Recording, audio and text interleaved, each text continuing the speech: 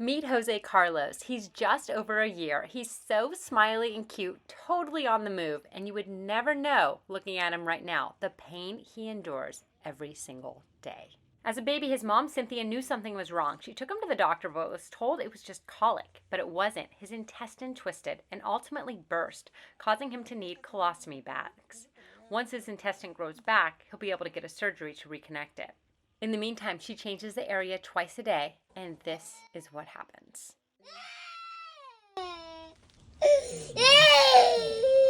Fortunately, well, she doesn't have money.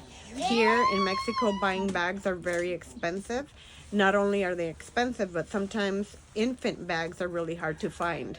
So sometimes she would get an adult bag. It was useful, but because it was so big, it would burn his whole stomach and part of his leg. We tried to get help for her, but it's been very, very difficult. The reason being is that even if she wants to work, she can't work because there's no daycare or anybody that is willing to take care of him because of his condition. So it makes it really hard for her to work. She has no family members that are willing to take care of him so she could get work. There's been times where she has had no diapers or no bags, and she'll use a feminine napkin to cover it.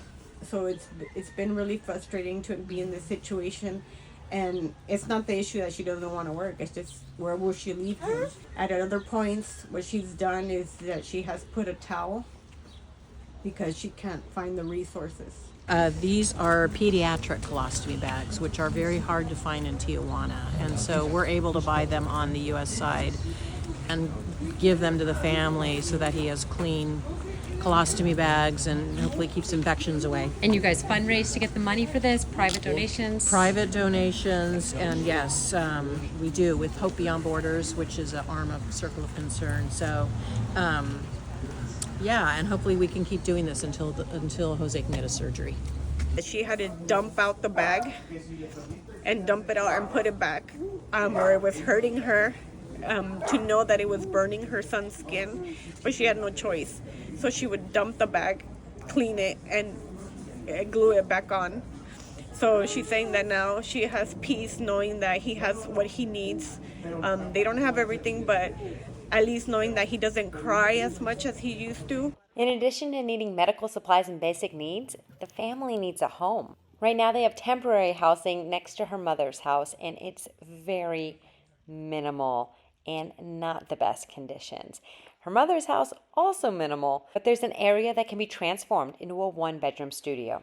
This is all being done on a shoestring budget because volunteers like Carol, Hugh, Brenda, and her husband want to help and make this happen.